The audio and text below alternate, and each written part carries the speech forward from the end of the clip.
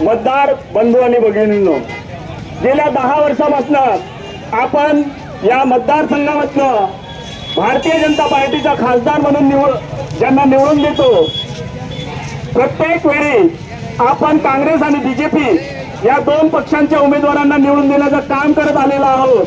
परंतु या दोन्ही पक्षांच्या जे कोणी उमेदवार येतात त्यांना आपल्याला विचारावं लागेल की आमच्या ज्या मूळ समस्या आहेत त्या समस्यांवरती तुम्ही संसदेमध्ये जाऊन कोणत्या प्रकारची पॉलिसी या आमच्या मतदारसंघामध्ये आमच्या बहुजनांच्या मुलांना रोजगार शिक्षण मिळावं म्हणून तुम्ही काय केलं, आमच्या आरोग्याच्या सुविधेसाठी तुम्ही काय केलं। आज तुम्ही जर आपल्या मुलांना जर कोणी ऍडमिशनसाठी गेले असाल, तुम्ही कोणत्या कॉलेजमध्ये गेले असाल, कोणत्या कॉन्व्हेंटच्या शाळेमध्ये गेले असाल, तर लहान मुलाच्या ज्या एज्युकेशनची फीस आहे, शिक्षणाची फीस आहे, याचा विचार करा की ह्या एज्युकेशनची शिक्षणाची फीस एवढी महाग कशी बरी झाली, कोणत्या सरकारने केली, का बरं केली। बहुजनांचे मुलं हे शिक्षणापासून वंचित राहतात, बहुजनांचे मुलं हे शिक्षण घेऊ नयेत अशी पॉलिसी ह्या काँग्रेस आणि बीजेपीच्या सरकारांनी निर्माण केली। आपल्या मुलांना योग्य दर्जाचा क्वालिटीचा रोजगार मिळू नये याकरिता यांनी आम्हाला कुपोषित असलेलं एज्युकेशन, कुपोषित असलेलं शिक्षण आम्हाला पुरवलं। आज तुमच्या घरामध्ये जर कोणी तुमची बहीण, तुमचा भाऊ, तुमचा मुलगा जर कोणी रोजगारासाठी प्रयत्न करत असेल तर परिस्थिती काय आहे हे तुम्हाला माहित असेल। प्रायव्हेट शिक्षण संस्थांमध्ये जर तुमचा मुलगा किंवा मुलगी कंपनीमध्ये काम करत असेल त्यांना विचारा कमी पैशामध्ये कशा प्रकारे त्यांना काम करावं लागतं। 12-12 घंटे, 18-18 घंटे त्यांना डबल शिफ्ट मध्ये काम करावं लागतं। ही पॉलिसी निर्माण कोणी केली?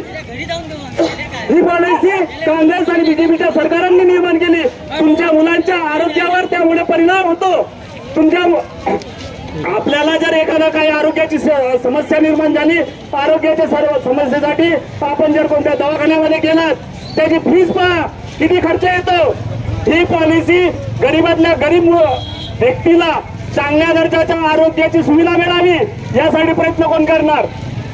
यासाठी प्रयत्न करण्यासाठी संजय भैया कुंभलकर बहुजन समाज पार्टीचे अधिकृत उमेदवार आहेत। आम्ही तुम्हाला विश्वास देतो की जर बहुजन समाज पार्टीची सरकार या देशामध्ये निर्माण झाली तर आम्ही KG पासून तर PG पर्यंतच्या सर्व एज्युकेशन मोफत करण्याची पॉलिसी निर्माण करू आणि प्रत्येक गरीब असो की श्रीमंत असो प्रत्येकाच्या मुलाला चांगल्या दर्जाचं शिक्षण मिळालं पाहिजे, चांगल्या दर्जाचं रोजगार मिळाला पाहिजे यासाठी आम्ही प्रयत्न करू।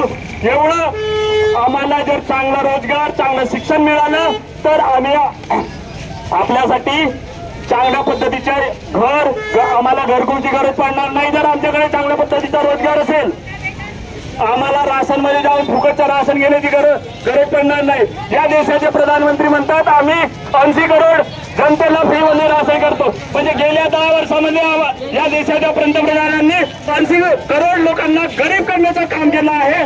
त्यांना दारिद्र्य रेषेमध्ये नेण्याचं काम केलं आहे। याचा विचार आपल्याला करावा लागणार आहे आणि म्हणूनच बहुजन समाज पार्टीचे उमेदवार संजय भैया कुंभलकर यांच्या हस्ती या निशाणी समोरील बटन दाबून त्यांना प्रचंड बहुमताने विजय करावा लागणार आहे।